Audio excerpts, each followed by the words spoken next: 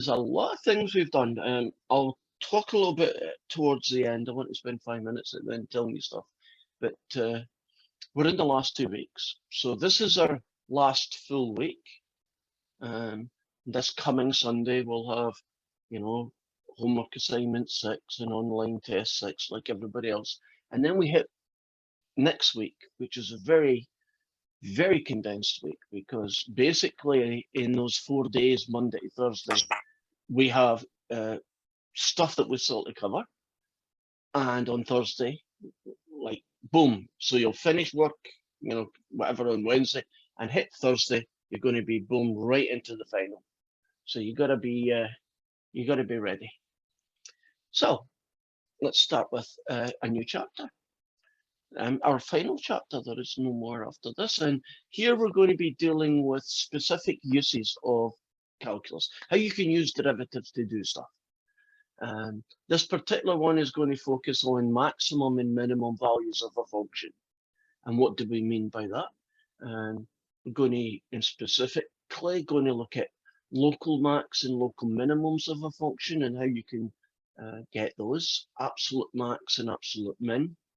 And connected to that, then, we need to find these things, these x coordinates called critical numbers, because these critical numbers are then going to allow us to find the absolute max and absolute minimum of a function. So let's start with very visual situation. What do we mean by a local max and a local minimum?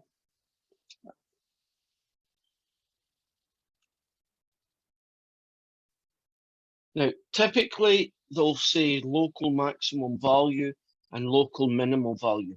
That means they want to know the y coordinate of the thing. So let's tell you what a local max could look like. That guy there is a local max. Let's say that's at x equals 3. So there is a local max at x equals 3. And if they ask you for the local maximum value, you will tell us it's 7. So if they just say local max, they're talking about the x coordinate of where this is happening. If they want to know the local maximum value, they're talking about the y coordinate, right? So just in case you put in 3 when they wanted 7, or you tell it's 7 when they wanted 3. An easy thing to get mistaken. Now, what makes a local maximum local max? Well, at that point there, would you agree that this function is higher, i.e. a bigger y value, than anything that's near to it, just in that little piece of the world? It doesn't need to be true forever. Would you agree, for instance, at this point over here, I'm pretending that as an exponent to 10, right? That this point over here, right, isn't that higher y value than that? So I'm only a local maximum here, right? That's what a local maximum looks like, or at least one of them. Now you might think, well, that's easy. If you see a hill, that's what I'm calling this. If you see a hill, the top of the hill is the local max, and the y coordinate of the top of the hill is the local maximum value, and everybody's happy. Seems reasonable, and that is true. That is a local maximum. So let's make life awkward.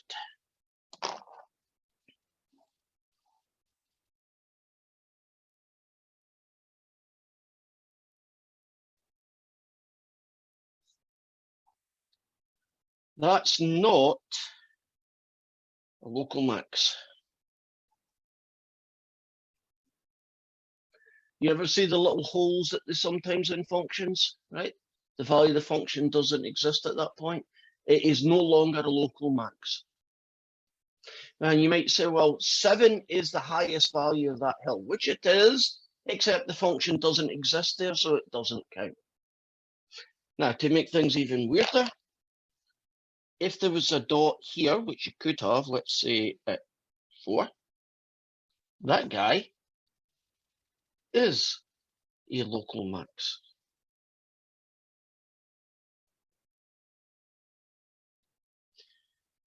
Because that guy there Well, I guess it's a point in space. Not quite sure what else to say about it. Technically speaking, that counts as a local max, even although that's not there. In fact, I should have put the dot in the wrong place. I mean up there. That's what I meant to say. Now it makes sense to me. I was wondering why it didn't make sense. Right. If the dot's up there, isn't that a local max? Why? Well, at this point in the graph, if you took a little window, isn't that point higher than anybody else on the graph, and it exists? So let me try that again. Basically the same situation, but just going to pretend I've only done it once.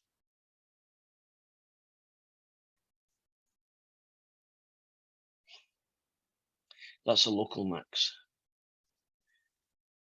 So local maximums are tops of hills or places where you might have a top of a hill, but you don't. And here is another local max.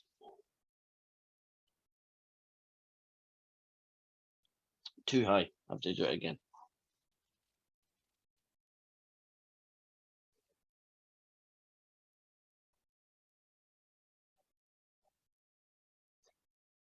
Right at the end of a curve, there will be a point. Hopefully there's a point, not an open circle. That counts as a local max. And essentially, you get that. So any single point that is larger in its y coordinate than any point round a small region of it is counted as a local max. So tops of hills are local maximums. Dots floating in space that are above the rest of the function are local maximums. And dots at the end of a curve can be local maximums. Now, the same thing is true about local minimums. If you just turn everybody upside down, can you see what a local minimum would look like? So now are all ends of a line or ends of a curve that terminate as an inclusive end, are they always local maximums or local minimums? Good question. Let's show you why they're not always going to be that. You may have a curve that starts here, finishes down here. That is a local max, that is a local min, exactly what you're thinking. But you could get a point that does this. Let's see if I can make that happen. No. All I can do is put a little dot there. No. I'll take that back. I thought I could draw a situation where that would not happen. But at the ends, you're going to be one or the other, unless what you did. Could you flatline? No, that would just mean all of them are local mins. My short answer is I thought the answer was going to be no to what you said. So it was a good question. But the more I think about it, I think the answer is yes. An endpoint is going to be one or the other. That depends on what it's doing at the end. If it's doing that, it's a local max. If it's doing that, it's a local min. Can you imagine a little window? That's the lowest, that's the highest.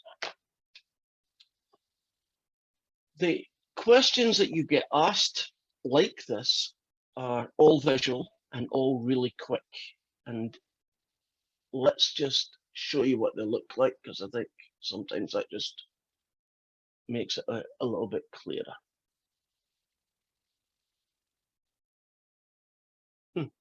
Okay, don't want the solutions. Are you looking now at 4.1? Is that what you see, guys? I can't see anybody nodding or shaking their head. Oh, I see you now. Okay. My little window where your faces disappeared. Okay, I'm trying to make this bigger, so I may go out and in and see if I can do that. That sometimes helps.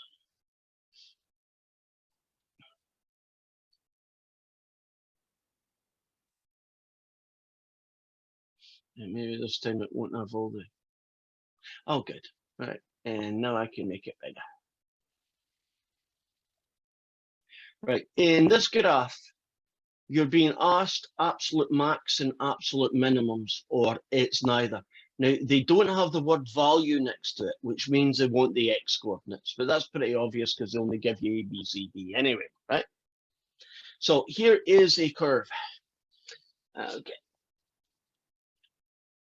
What would you say is happening at C? Absolute max or local max? Local. Local. Where is the absolute max? S. Agreed? An absolute max is that place that's higher than anybody else in the curve. Can you see the absolute max is here? At S. Local is at C. Now, at R, would you agree there's a local minimum? And at B, there's a local minimum. And what if anything is happening at A?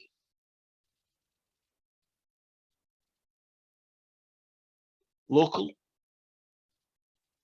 Remember, Keith was talking about the endpoints. At this endpoint, would you agree? If you imagine, ignore everything over here, just have a baby little window there, right at the end. In that little baby window of values, isn't that the highest point that that curve is? So it's a local max. And over here, would you agree that that is also a local max? Right, that function there, do you see it? It's higher than anything else around it. It's also an absolute max. You're allowed to be both at the same time. You can be both. Okay, here's another, but these are better. They've got holes in them. Let's start with an easy one. What is happening at R? It's a discontinuity, isn't it? It is. Let me phrase it better. Absolute max, local max, absolute min, local min, or nothing. There's your five choices. Absolute max? Agreed. Can it also be a local max, Matthew? Yes. So in two different places then, right? So that's allowed. Right. What is happening at D?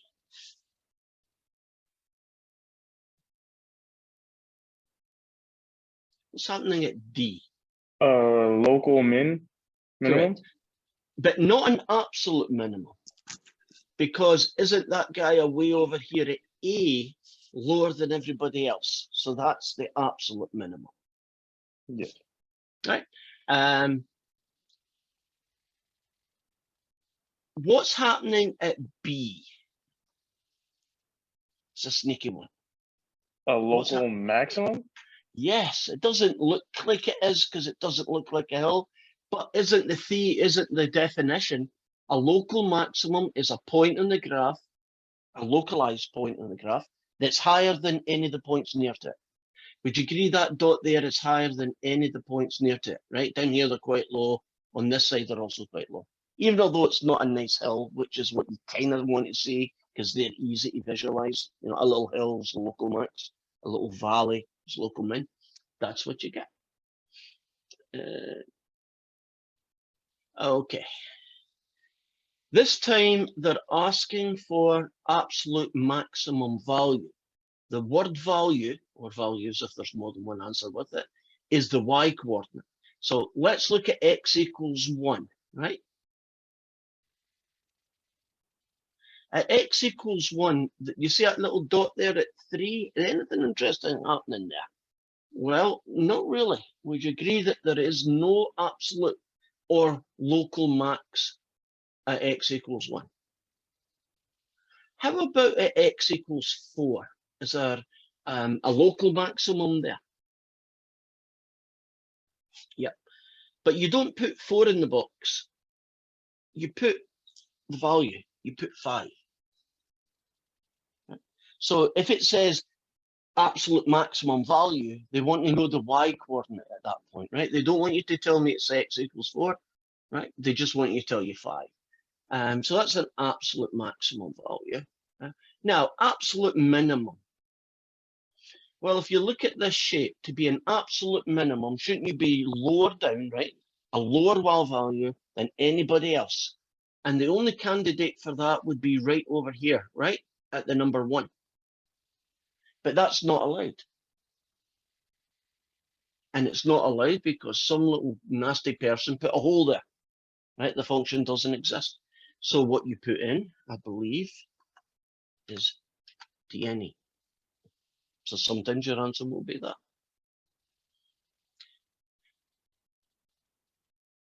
Okay, now there is a local maximum at 5. That's an absolute as well, but right now I'm looking for locals. So the local maximum value at 5. Is there anywhere else on this graph that is a local maximum? And I see your mouth moving. Would you agree 4 is? I guess they want it in order, so I'll put 4 and 5. I think, is there any other ones, or is that it? Can't say anymore. Okay. Would you agree that there's a local minimum at x equals 2?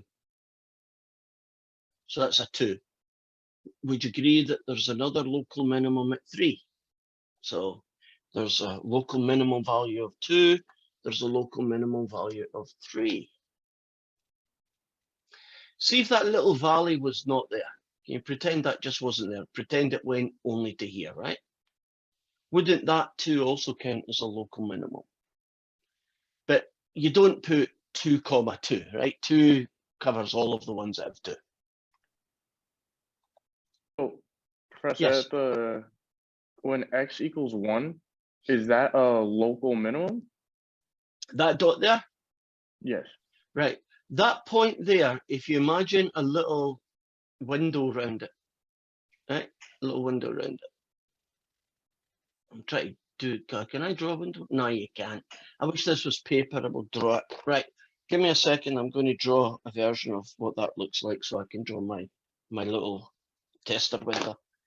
If you're looking at a point and you're kind of, I wonder, is it not?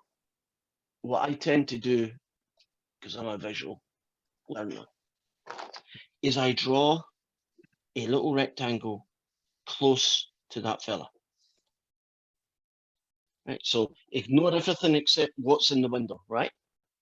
Would you agree that that dot is lower than any other point on the graph? Yes. So if that's true, is it not a local minimum then? Okay. That makes sense. Right? It's hard to see very often because, you know, you can't see the wood for the trees, right? You see this going on, but it only needs to be local, right? Within a small range of x's. Is that the lowest value the function takes? And if you say yes, it's a local minimum, right? If they'd done this to the shape,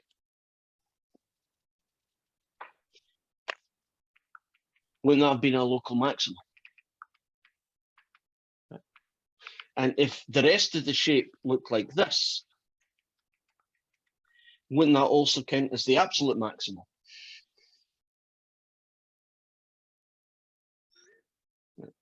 So hopefully we've got those little idiosyncrasies of essentially how do you look for local max and mins. Then they move. Professor, real quick, Yes. Mhm. for number 1 on WebAssign, it only accepts C as a local maximum, not A or S. Let me get that one. They only accept C as a what? A local maximum. Correct. Is it? I entered the answers on my own, and it only Yeah. took C. I don't like that.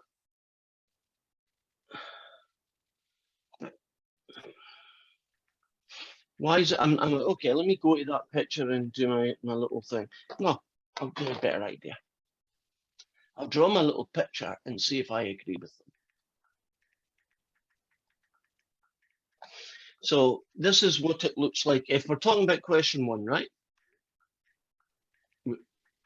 No, is Correct. it Yeah, question 1 on WebAssign. right? Question 1 on WebAssign, and they only allow C as a local max, Correct. correct? Yes. But not A. not A or S. They consider S a absolute, but not a local, and they don't consider A a local either. Hmm.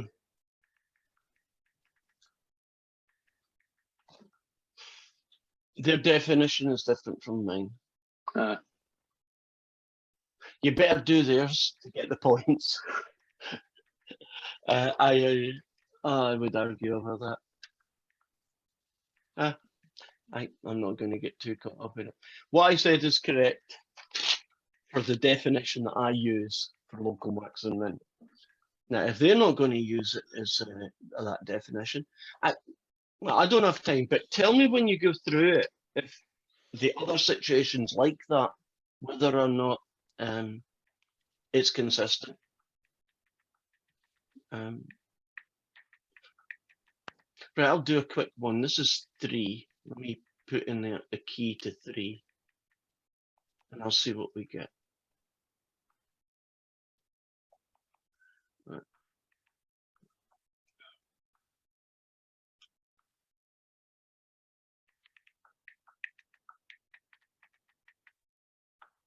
Okay, this is going to be annoying, but at least I feel better about it. Right, these are the correct answers to question 3. Okay, now over here at 2, oh, we have a local minimum. That doesn't matter. That one counts as a local minimum. That might not. Okay, let's see if I can find another one at the end. Right, that one's not. That one there, right, is at 2.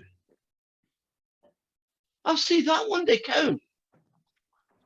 Right, if you look at this graph right at the end here, right at this endpoint, would you agree that that would be a local minimum by my definition? And the value that happens is at 2.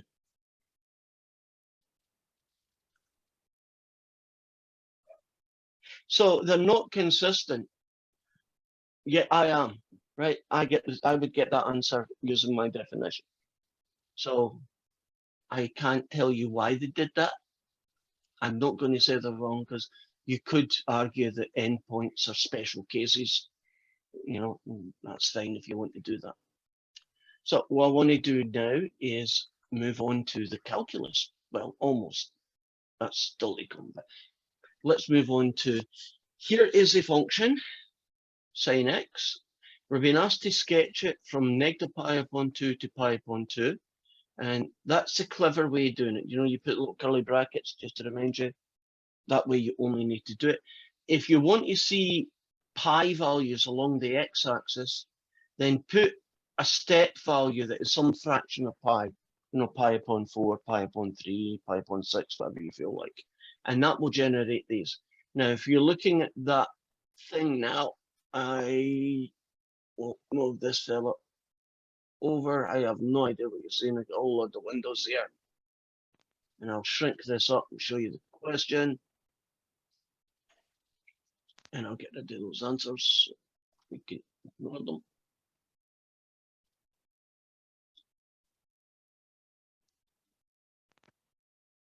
Okay, here we go. Sketch the graph of this function in that range. Well, I'm using Desmos, and that's a picture we had a few moments ago.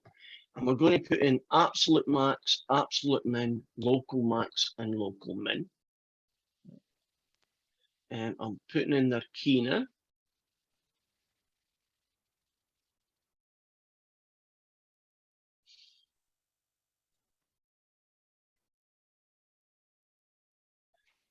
And it says that the endpoints are not going to count. Okay, so that's how they're going to do it. That's how we're going to have to do it. Would you agree this function has an absolute maximum of 1 right there?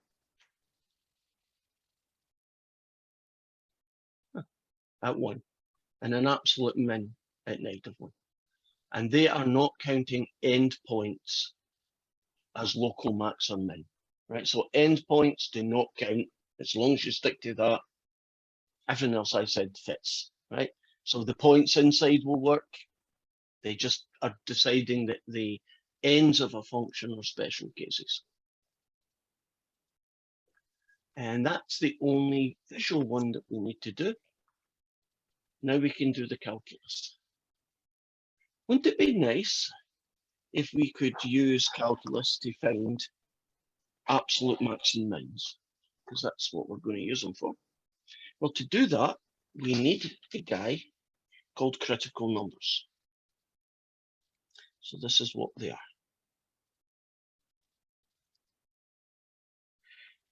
Those endpoint things are bugging me. I'm trying to get it out of my head. A critical number is a value of x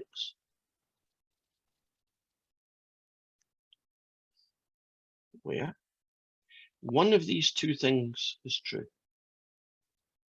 where the derivative is 0 or where the derivative is undefined. So I want you to think of a critical number as like a special value of x, right? The x coordinate of where interesting things on a curve happens. So let's show you what a derivative of 0 might look like.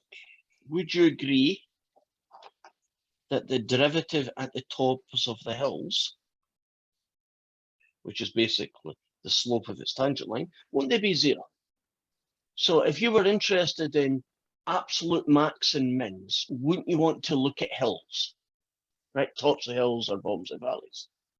Now, what about undefined? Well, couldn't you get a curve that is undefined at one of these points? Remember the funny things called cusps, corners. But wouldn't that also be where you might get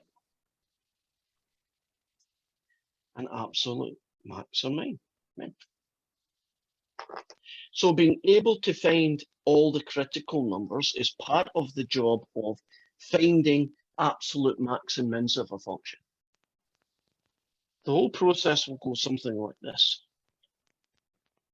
Let's suppose that you're trying to find the absolute maximum and minimum value of any function y equals f of x, and it's in the range from a to b. Almost always it's going to be in the range.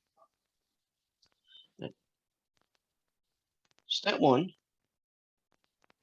is you find all the critical numbers, Cn for short, in the interval a, b.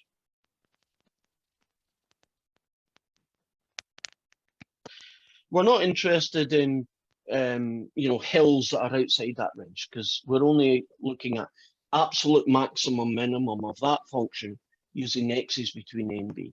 So the first thing you do is you find all the critical numbers in that interval.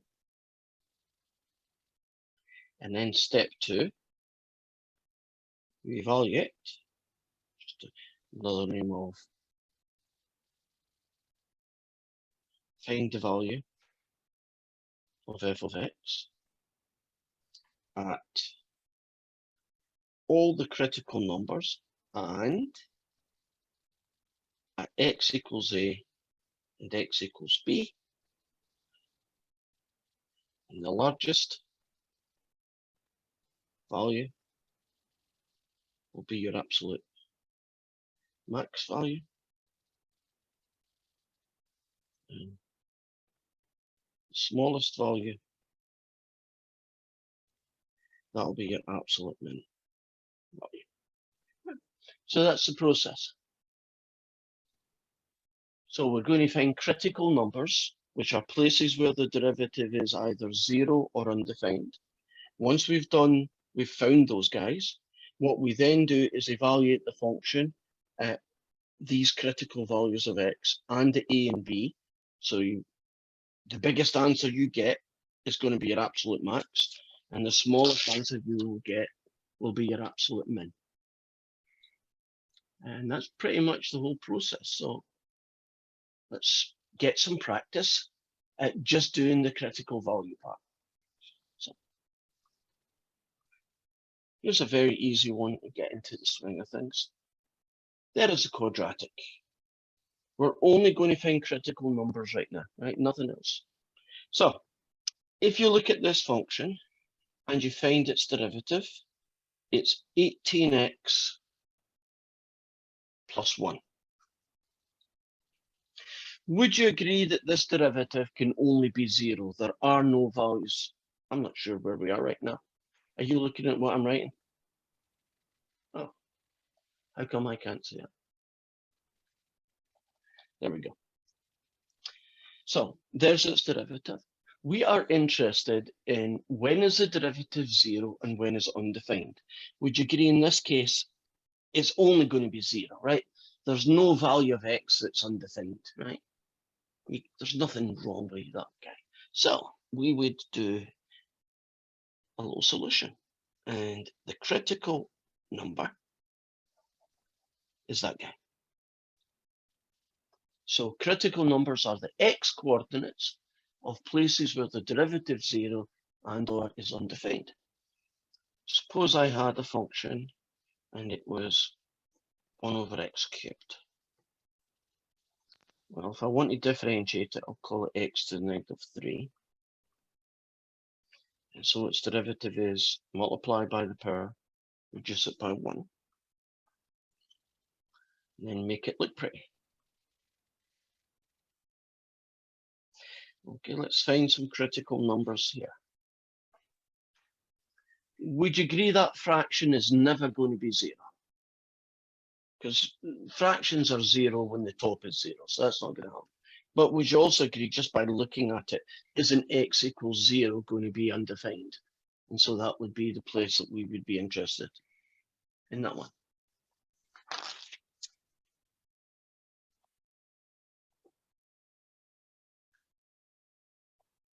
Picking another guy. How about a version of 9? We have a function, fourth power polynomial.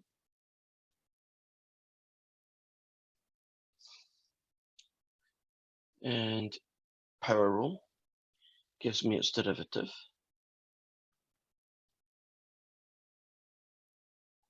Which is that. Now, I know I'm going to be finding critical numbers, so I'm going to find out when this is 0.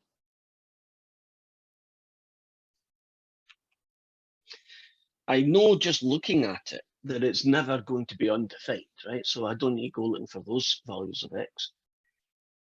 But we do have a math problem here, and style points does help. Isn't one of the rules of style points factor the heck out of it? So if you factor the heck out of this, it would make finding critical numbers a lot easier. Okay, looking at these three terms, can you see a common factor I can use? 12x. 12. And an x, agreed.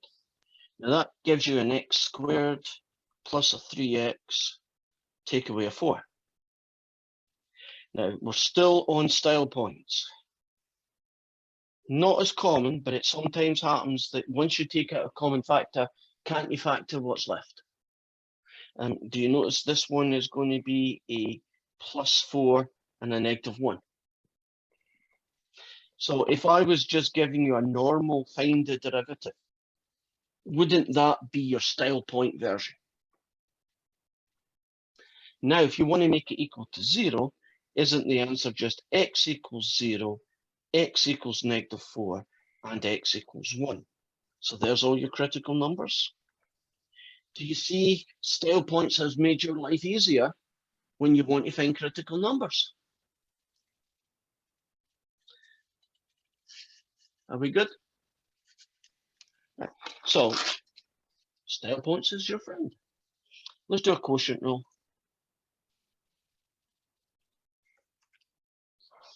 So it's going to be a y minus 1 on the top over a y squared, take away 3y plus 3 on the bottom.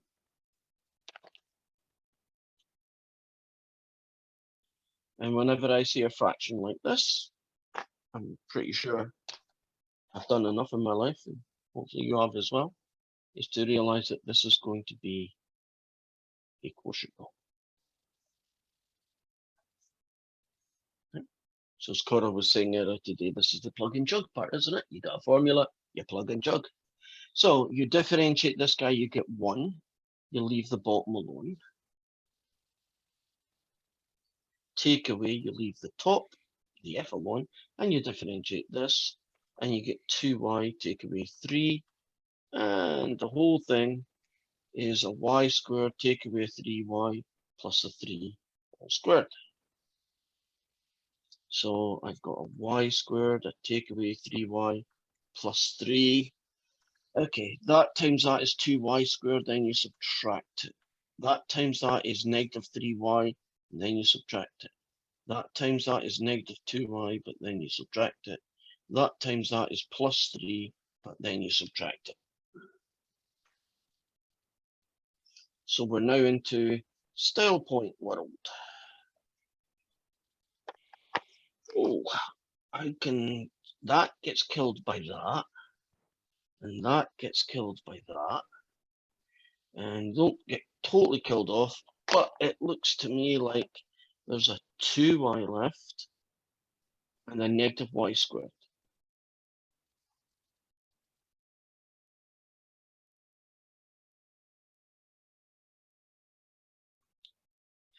So far, so good. Right, style points, factor the heck out of it. Can anybody see any factoring that I might be able to do? Common factor or whatever.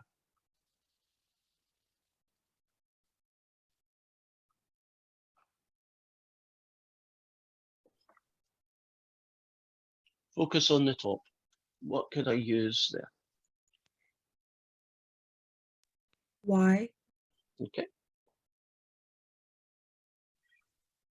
I guess I should check that this quadratic might factor, right? It could be a combination that does. Can you trust me it doesn't?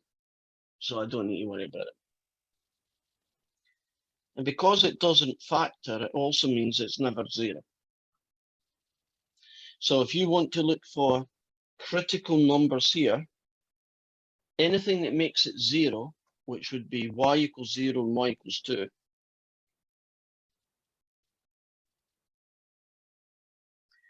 and anything that makes the bottom 0, and you just trust me on this, but this guy here, if you sketch him, is up there, right? He's positive, right? He's never 0.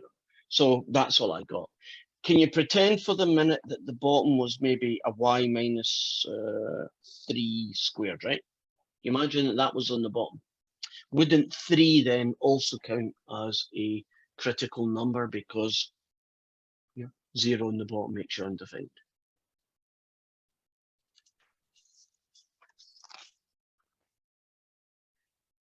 Are you comfortable with what a critical number is and how you find them? Right, it's an x coordinate typically of a place where the derivative is 0 or undefined. Let's do a fractional power, and then after that a cube root, I think. So let's suppose we have these are definitely going to be the ugliest style point questions. They look pretty innocuous. There's only got fractions in them. That doesn't necessarily mean a bad thing. But trust me, this is going to be ugly. Power rule. Multiply by the power and reduce the power by 1. Power rule. Multiply by the power, which is a quarter, and then reduce the power by 1, which is negative 3/4. And this is why style points, even when they are not obvious, is going to be a godsend. If you just left this as is, and I said to you, where is it undefined or where is it 0? You probably could have a good guess. Would you agree t equals 0 is bad news? What you probably wouldn't be able to tell me is the value of t where it is 0. You might get 1. That might be a guess. But if there's any other number, I doubt you'll find it. That's why we need to factor the heck out of this. Style points coming up. And this is the ultimate ugly style point. There's a t to the power of negative 1/4, and there is a t to the power of negative 3/4. We've done this a few times. You can pull out a common factor. The T negative 3/4 is the common factor because it's the That- smallest. That's exactly it. Yes, Keith, that's exactly it. Now, that means that this guy here is -1. Now, this one used up. If you have -1/4 and you subtract -3/4 from it, what on earth do you get left? -1/4, take away -3/4. It's gonna be -1. Well, let's write it down. -1/4, take away -3/4. Wait a minute, that's -1/4 plus 3/4. So in this case, you get a half. And that's good. So I need to know what this is going to look like. Right, for critical numbers, I've changed my mind. I'm going to call this 3. The square root of t take away 1, even though that's not like the original. And there's a 4 on the bottom, and this guy is going to be t to the 3/4, which is what? The 4th root of t cubed. Don't need to do that, but it is helpful for me. Would you agree that t equals 1 is bad news because the derivative is 0? Well, not bad news, but it's a critical number. And would you also agree that t equals 0 on the bottom? Plus, that's the only 2 values that we need. So there's our critical numbers.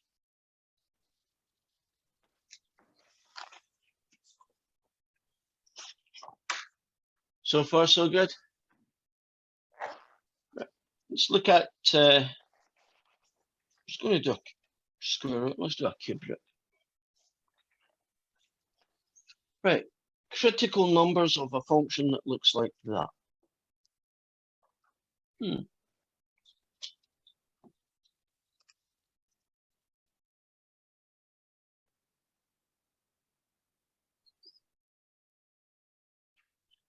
Hopefully you would all do that without thinking. Okay, what method do you use to differentiate that ugly looking guy?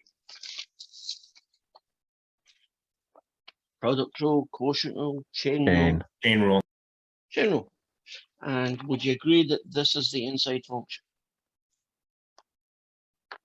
So according to the chain rule, you multiply by the power, right? And you reduce the power by 1. And then you finish with the derivative of the inside function, which in this case is -2x. And now I'm going to try and make this look pretty.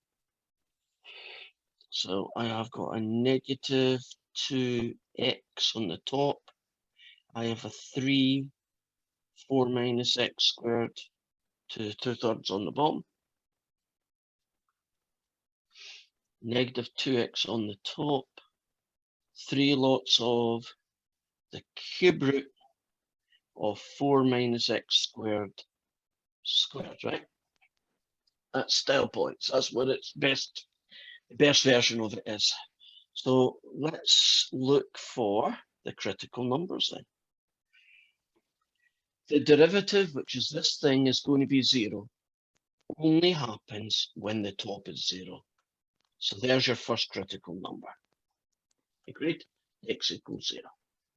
Now the second kind of place where critical numbers live is when it's undefined. Well, undefined is when the bottom is 0.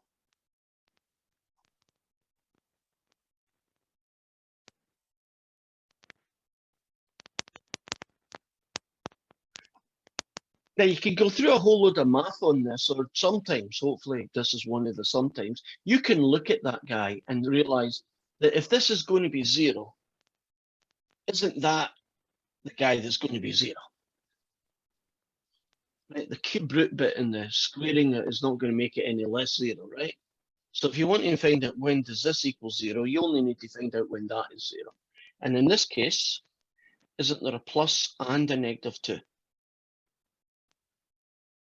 So your critical numbers are going to be -2, 0, and 2. There's 3 of them.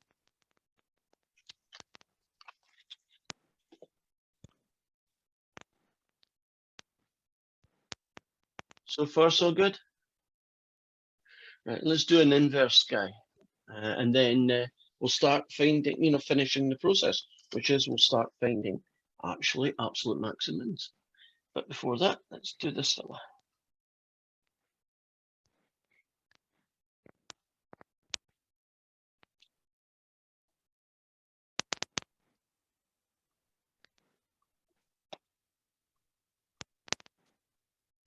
I'm getting some clicking sound, so I'm going to see if muting helps.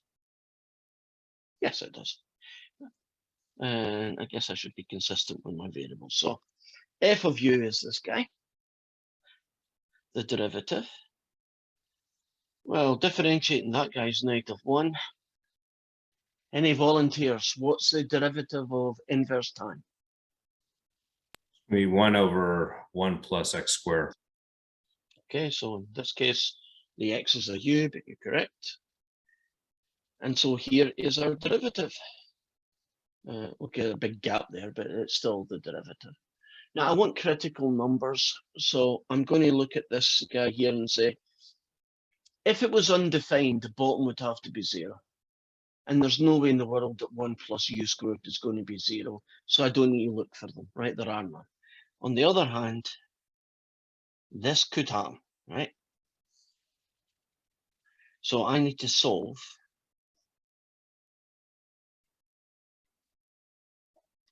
And there are lots of ways in which you could approach this question. But we want exact values. So if the question doesn't say, to 3 decimal places, you really have to be, you have to try and solve it algebraically. Because I could plug that into Desmos and I could tell you that it crosses the x-axis at 1.4142 and -1.4142. But that's not the exact value, that's a 4 decimal place. So let's solve this ugly equation. There are a number of different approaches. As long as they work, I don't care. Anybody going to tell me what I could do to both sides? Because that's the way I'm going to tackle this. Well, the way I would do it is I would add 1 to both sides and then That's a good multiply start. both sides by 1 plus u square. And then I would take and subtract the 1 back from both sides and take the square root of both. And remember to take plus or minus when you do it, and you have just answered the question. There's your 2 critical numbers.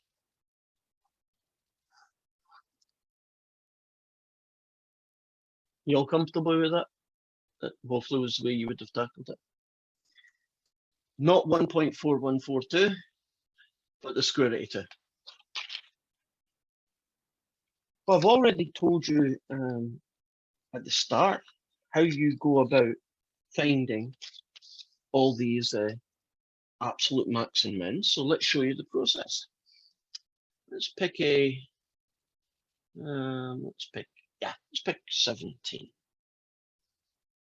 I'm being asked to find the absolute max and minimum, right? That's the y coordinates of this cubic function. And it is an interval -2 to 4, right? So you can imagine drawing a cubic, the up and down hill thing, right?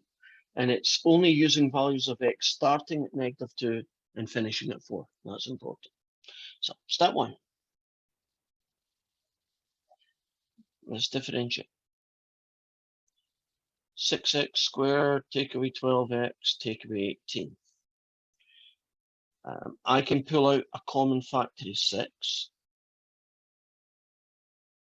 which makes my factoring a lot easier.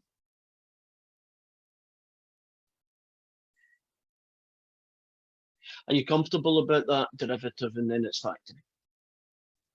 Polynomials mostly tend to be pretty straightforward. Now, step 2. Let's find the critical numbers, right? The x coordinates where this is 0.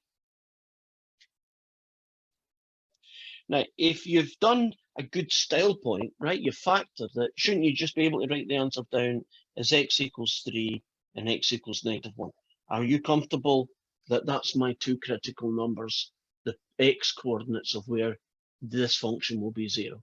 And I'm not interested, because I know they don't exist, for values of x where this derivative is undefined, right? Polynomials are never going to have a problem with undefined. And now you do the last stage, step 3. I'm going to set it up as a table just for convenience. And I should have, but I don't need to in this case, so check things. There's a -2, the first value, then a critical number, then another critical number, and finish with the next value. Now I should have checked, so I want you to pretend for a minute that this answer here was x equals 5, right? It could have been, right? X equals 5. Why would I have thrown that one out on my list of places to look?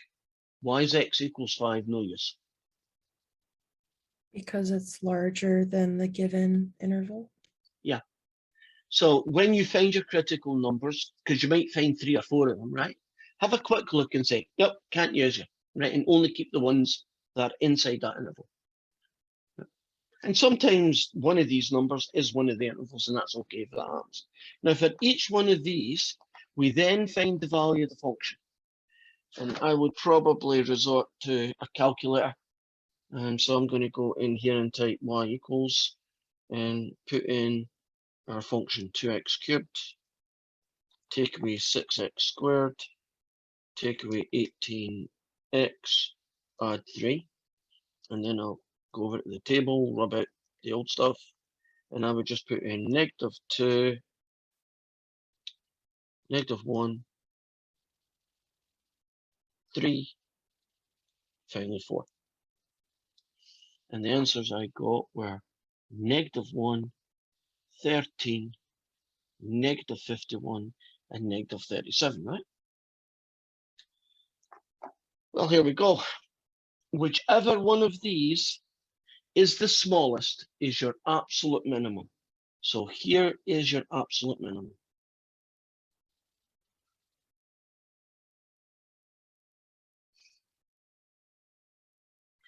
And whatever one of these is your biggest, in this case it's 13, that's going to be your absolute maximum.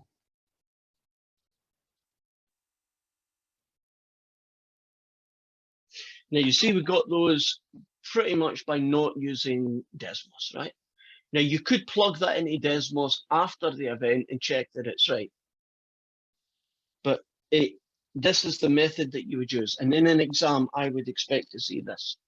If you just tell me 13 and -51, I'm going to make the natural assumption you just plugged into Desmos and found out what it was, right? Oh, that's the biggest, that's the smallest, boom. Nothing wrong with Desmos as a check, right? But this is what you need to do to prove that that's the case.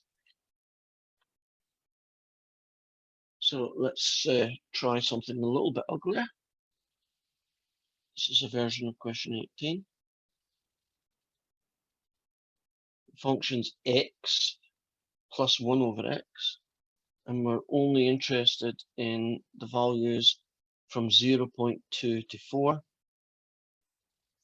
So if I find the derivative, that guy is 1.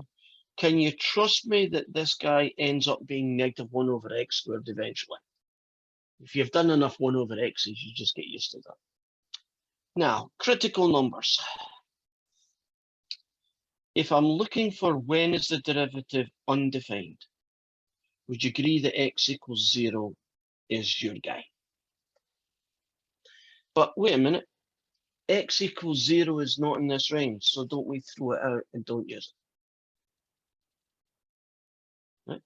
X equals 0 is not in that range, so I kill it. Now the other kind of critical number is when is the derivative 0? And that's the one that's probably going to involve us doing a little bit of work. I would probably add 1 over x squared to both sides. Then if I do a little cross multiply, I then get two answers, plus and minus 1. So one of the answers could be that, and the other one could be that. So far, so good. These two critical numbers, do any of these two get killed? I'm kind of confused on something here. Yes, go for it. So, okay, never mind. No, I'm not confused. I confused myself. I'm good. You're good. Okay, is there any of these two guys I'm going to kick out as not usable? -1. -1. For the same reason that we kicked out 0. Agreed? Not in the range.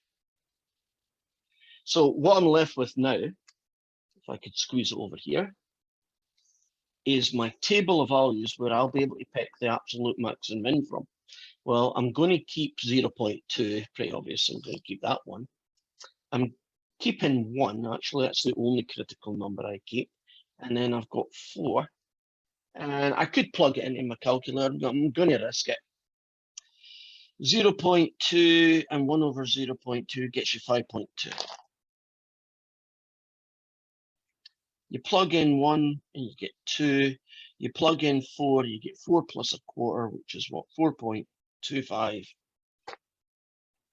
Would you agree that there's my absolute min? And wouldn't that be my absolute max? Are you comfortable with that? So the absolute minimum is 5.2 and the absolute max was 2. Right, smallest of the 3 is the absolute min, biggest of the 3 absolute max. Okay, we're almost done with these. I guess I should do a trig one. Yeah, let's do a trig one to finish with then.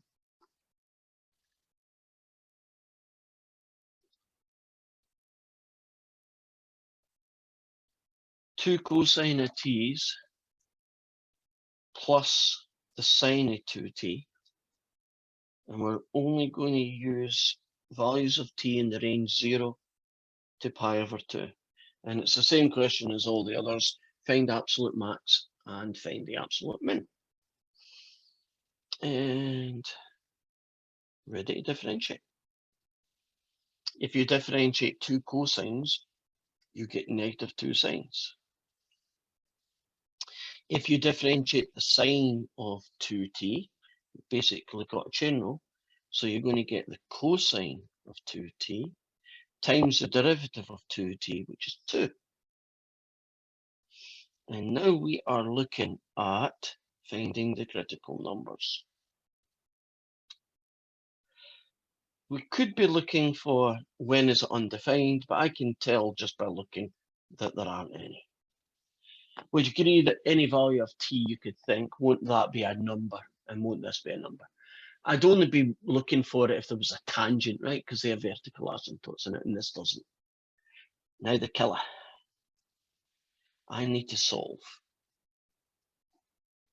that. And trig equations, which is what we have here.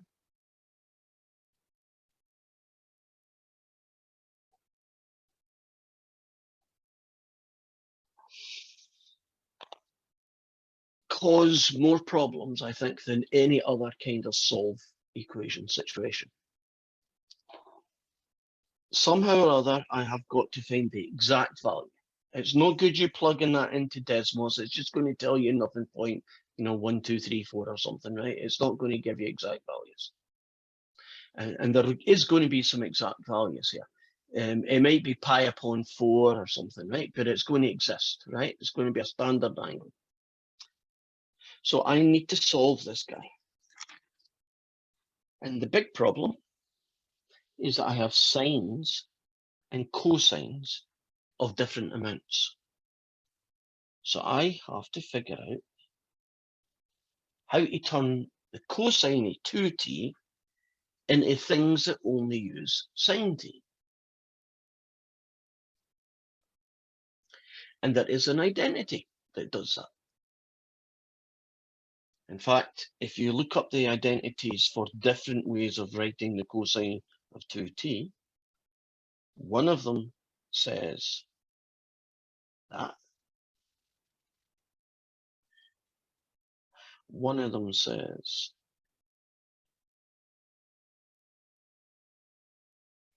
and one of them says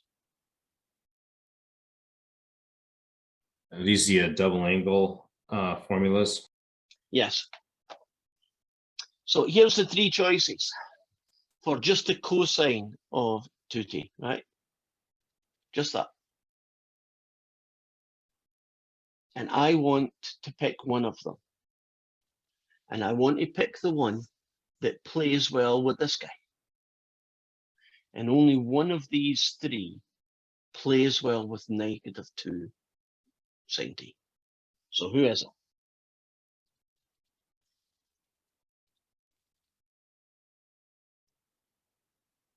One minus 2 sine squared t, Correct. Why'd you pick it? because it gives us 2 sines and it removes the cosine, and maybe we could separate it out. I like it.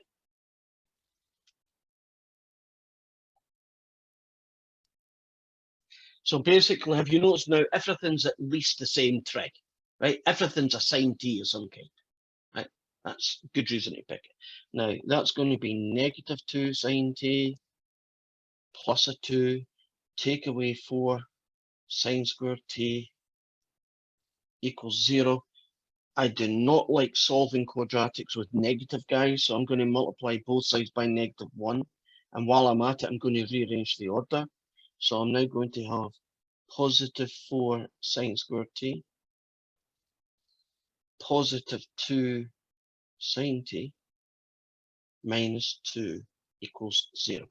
Are you all comfortable about multiplying this both sides by -1 and then just rearranging the order a little bit? Now we're very slowly getting to a point where this is going to work. Any suggestions for what to do next? So you can multiply 0 by -1. Yeah, nothing wrong with that. You get 0 when you do.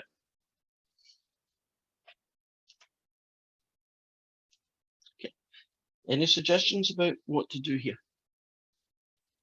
Add 2 to the other both sides. Oh, I see where you're going. Yeah. Yeah. Any other ideas?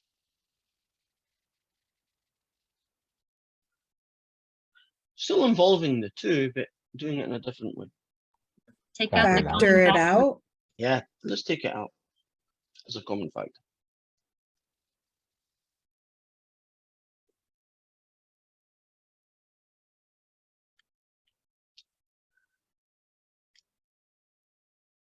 Bit of a challenge here, but we're almost there. Do you recognize that is essentially a quadratic? Like 2x squared minus plus an x minus 1, right? It's a quadratic. It's just a quadratic in sine t's rather than a quadratic in x's. But quadratics are quadratics in math, right? So I'm going to do a 2 sine t times a sine t. I'm going to do a +1 and a -1. And if you check that out, if you FOIL this, don't you get that guy? So essentially haven't I factored it? So if it makes your brain kind of see it a little bit differently, if I went and said to you, I want to factor that, wouldn't you say 2x and an x? Wouldn't you put the +1 here and the -1 here? And wouldn't that work? Have you seen that this is just like my x's? So we are pretty much ready for the critical numbers. One of them is going to happen when that is 0. And so that's going to happen when 2 sine t is 1. And that's going to happen when sine t is a half. Okay. Anybody good at their unit circles? What angle? Well, there's lots of them, but give me an angle that gives you a sine and a half. Pi/3. Check them out. Oops. If you go sine of pi divided by 3. Oops. Oh. I get caught out too. I'm glad I did the check. Okay, if it's not pi upon 3, what would it be? Wouldn't it be sine inverse pi of 3, not Or sine pi no, 3? it's pi over 6. Let's check it then. Yeah, it's Hmm. pi over 6. But that's what I would do because I'm very forgetful. Right? Oh, pi upon 3. Do a quick check. That didn't work. You know when you do trig, aren't almost all the angles going to be 1/3, 1/6, or 1/4 pi? Or versions of those guys, right?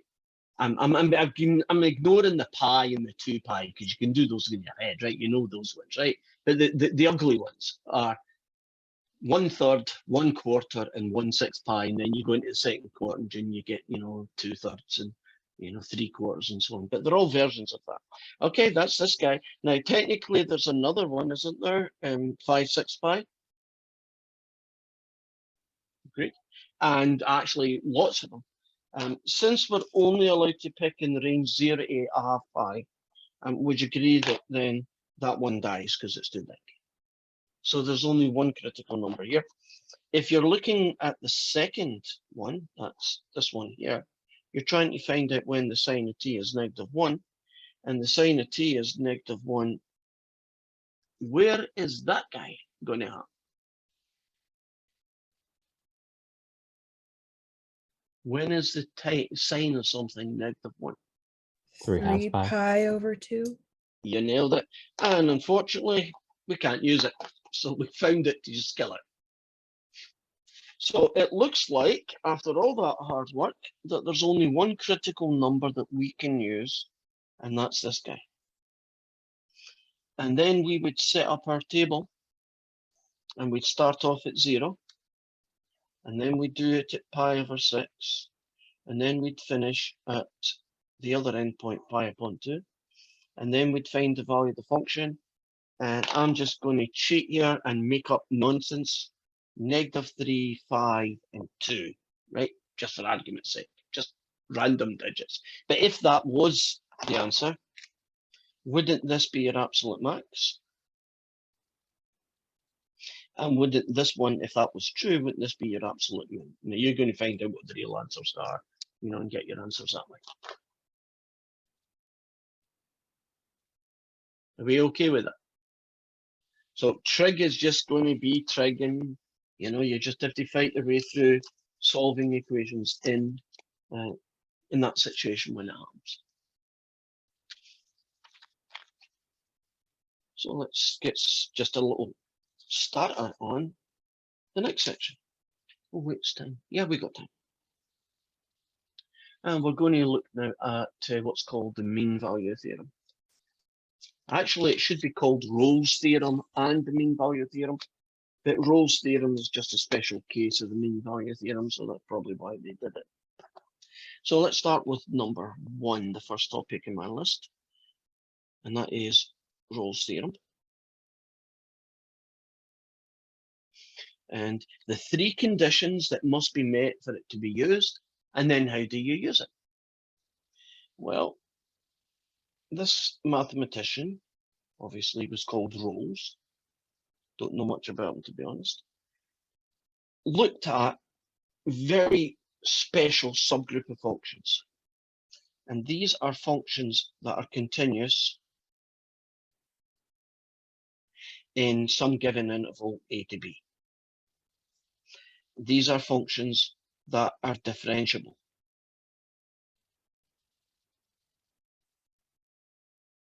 Technically in the open interval a, b, but still a, b.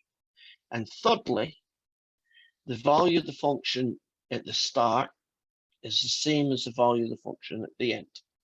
Right, now we all know what continuous means. Isn't that a nice smooth curve? Differentiable means that any point on that curve from start to finish has a derivative that exists as a number, right? So you can't have cusps, right? You can't have shapes because isn't the derivative undefined at the corner, right? You can't have vertical asymptotes for the same reason, right? So continuous and differentiable may sound to you like they're the same thing, but there are subtle differences. So I'll give you an example. If that's my A and that's my B, would you agree that this function is continuous. Would you also agree it's not differentiable at one point? Has a problem there. So can't you be continuous in an interval but not differentiable in the entire interval, right? There might be a problem at least in one place. Right? So that's why they have two rules, right? Are you continuous? Yes. Are you differentiable? And start and finish them. What would that look like? Well, can you imagine x equals a is here, and the function starts at a value f of a, and then the function goes up and it goes down, and then it finishes over here at b. And it's basically, it starts and finishes at the same height. Now, what Rolle's theorem said is, if you have a function that is continuous, differentiable, and f of a is equal to f of b, then here's something that is not remarkable, but it's still useful. It says the following: there must exist at least one value of x, and there might be more, which we'll call x equals c, where the derivative at c is 0. So if a function starts and finishes at the same height and is continuous and differentiable, Rolle's theorem says there must be at least one, maybe more, places where its derivative is 0. In my example here, wouldn't the derivative be 0 here and here? So wouldn't there technically be two values for c, right? There's two places, two x coordinates where its derivative would be 0. Does that seem kind of stating the obvious? It would make sense that that would have to be true, right? If you start and finish at the same height, and it's a curve, right? A piece of string joining one to the other.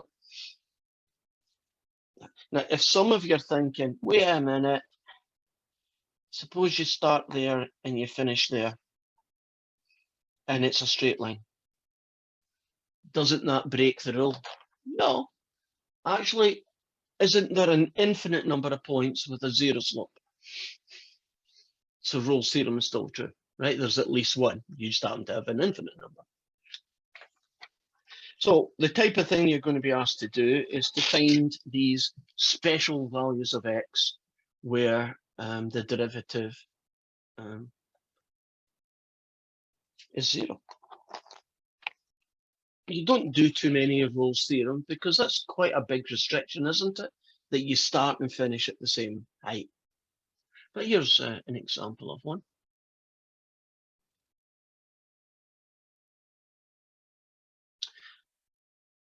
It's actually a version of question 1. And we're interested in the interval from 1 to 3, right? There's always going to be an A and B. Well, would you agree that that function is continuous? At least between -1 and 3. Is in fact that function continuous forever, right? Would you agree that that function has no weird things happening, so it's differentiable? And so we don't actually prove those things, we just do it through experience. I have seen enough functions in my world to know that quadratics have no problems, right? They're continuous and differentiable within any interval you could possibly imagine. So we can now use Rolle's theorem. So we find the derivative and we make it 0 and we solve. And would you agree x equals 1 is the solution to that problem? And in WebAssign, we call that guy, oops, I put the C in the wrong place. We call that guy C. So the x coordinate is 1, x equals C, C is equal to 1. So far, so good? Right. The next question, it's doing that stupid answers I'll have to make away, is a visual one.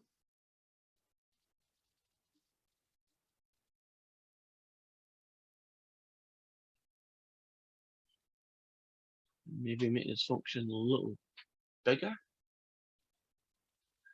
Okay. So are you all looking at question 2? Now, if you look at question 2, it has a few problems with Rolle's theorem. Would you agree? Let's start with the first pretty blatant problem. Doesn't it start at a different height than it finishes? Yes. But even if it did start at 1 and then had this funny little cusp and finishing there, wouldn't it fail under the differentiable rule? Absolutely. It's not differentiable. And so you cannot use Rolle's theorem, or in this case, mean value theorem, right? But you can't use it. Right? And that's it. DNE is what you put in here. Okay. Now, are you cool with Rolle's theorem? Right? As long as it's differentiable and as long as it's continuous, you can find a place somewhere between the start and finish, at least one, maybe more, and where the derivative will be equal to 0. Do you want me to do one more of them, or can we move on to what's called the mean value theorem? You want to see one more? You tell me, guys. I get paid the big bucks. It's your money. What do you want? Go to mean value and then do another rolls tomorrow. Okay, sounds like a good plan. So let's get the theory for the mean value theorem. Right, this guy Rolles, again, I don't know, so I'll make up. He's probably Rolles. What is Rolles? European. That's about all I could say. French. Let's pretend he's a French guy, right? So this French guy Rolles figured out that if you had your function and you start there and you finish at the same place, you're guaranteed at least one derivative that's 0, as long as it's continuous and differentiable. Well, some other mathematician, probably mathematicians, developed and extended his idea.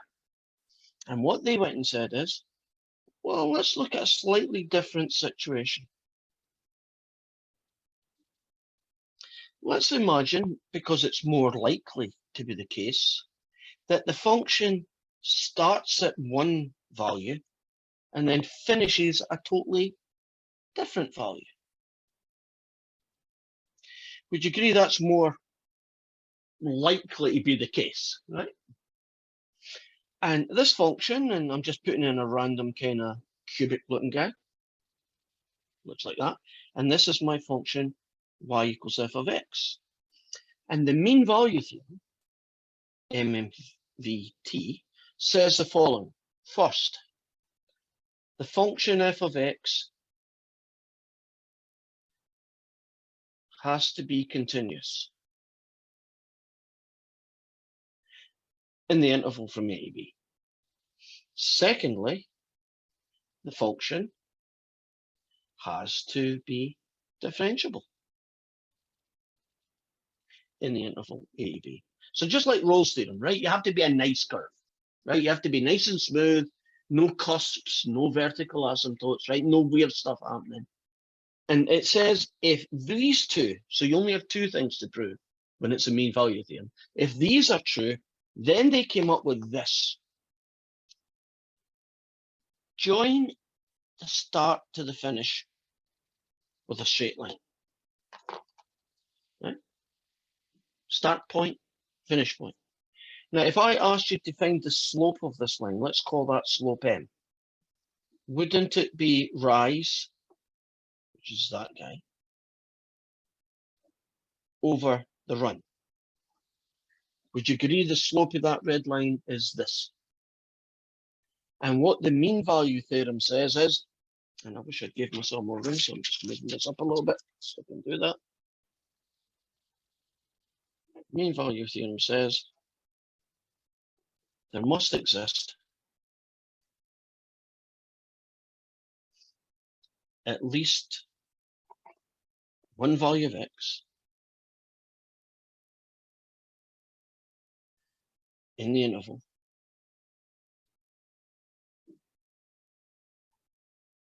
a to b such that the derivative at c, oh, and I should, one value of x called c, right? Such that the derivative at c is equal to this fella.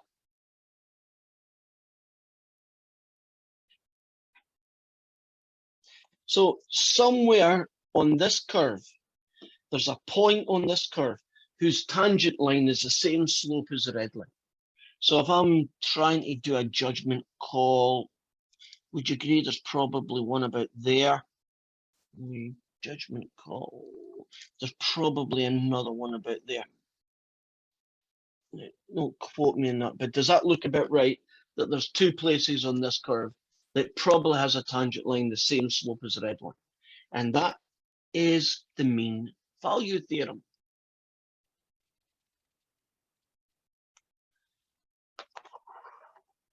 Now, just curious in my own brain, Rolle's theorem got the idea, right? Starting and finish at the same height and proving that the derivative is zero. If you start and finish at the same height, doesn't this just become zero? In which case you have Rolle's theorem. So Rolle's theorem is really just a special case of the mean value theorem. But I'm pretty sure because of the naming system that Rolle's theorem came up first, right? And then some said, oh, let's change the rules a little bit. Is there anything we can find? And I'm not sure, is that intuitive? Does that look obvious to you that that would be the case? Right.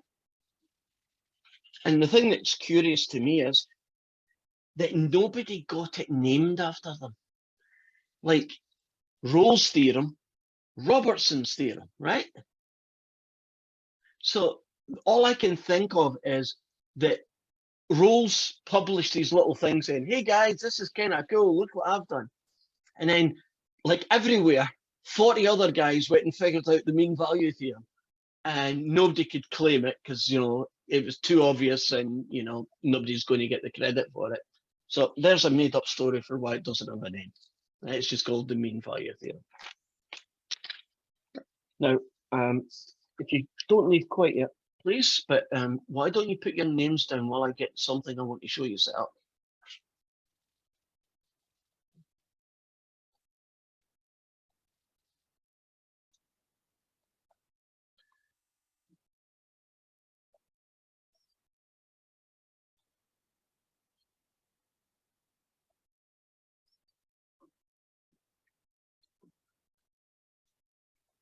Okay, I think I'm ready. I'll try not to keep you too long, but we still have a few minutes left, so not over schedule. Right, what you should be looking right now is at our Canvas module, right? So have you seen? Okay, now, if we click down here, there's a new gang time. This is your math practice final exam with some solutions. So if we click on this, it'll give you a kind of feel for what your final exam is going to look like. So we've got stuff from weeks 1, 2, 3, and 4, and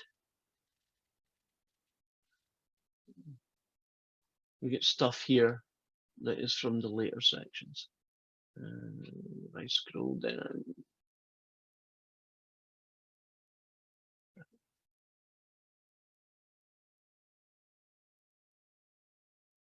yeah, okay. And then the solutions to it. Just make sure I had all the good stuff.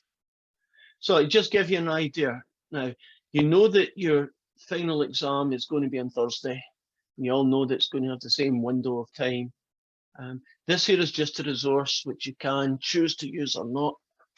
There is a, what's the word? I don't want to call it a problem. There is a challenge. How about that?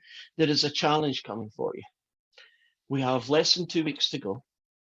This week is kind of normal, so that won't be too, you know, I'll just feel like every other week, right? You got to get your homework done by Sunday, got to get your online test. It's the next week which is going to cause the issues. And the next week finishes on Thursday, which means you have until Wednesday to do the homework and your last online test. And that's going to be a challenge, and get ready for your final. Now, those things are not contradictory. doing your homework and doing your online is going to help you revise for the final, right? So it's not like it's bad stuff, but it is going to take up your time. And for that reason, I have moved, if that's the right word, not moved, I've altered the way in which WebAssign gives you your homework. Are you looking at WebAssign now? Okay, now let me go into Open Student View because it should be a bit clearer what's going on. If you look at WebAssign, you're going to get overwhelmed and say, what? But that is every piece of homework, right? And do you notice that these guys here, these 4, are due this Sunday, and these 3 are due this Wednesday. So I'm putting everything out there so that if you've got extra time, and my fingers are crossed that we will get finished what we need and maybe get a little bit of starting on some of the others. You'll be ready for, you know, you can get a little bit ahead of your homework, right? So you know you don't need it, but if you can get one section done before then, it's going to help you. Let's give you a quick group. We've done this guy. We're on this guy. This guy, we've pretty much covered everything. Tomorrow we'll just do some more examples just to show you how to find the C's. You know, as Tess says, I'll do another roles and then we'll start doing some examples of the mean value theorem, and that's good. This one here is a bit long. This here is kind of interesting. I don't know whether and skim them, whatever, but it's the intermediate. It's got law, Pitalso, really cool. Curve sketching is going to be very quick, and the reason why curve sketching is going to be very quick is we already know how to do it. Because if you have done derivatives of shapes of graphs and you know how to use Desmos, can't you just draw the graphs and just check it calculus? So essentially this is, you put it into Desmos and you do a bit of calculus, and calculus says there's a hill here and a valley there, and Desmos says you're right, and you know, things like that. It's really just a, you do calculus and then Desmos is used to check. That's kind of what that section's about. So that one will be pretty quick.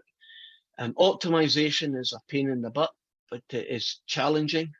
And then antiderivatives, and that is actually the beginning of Calc 2.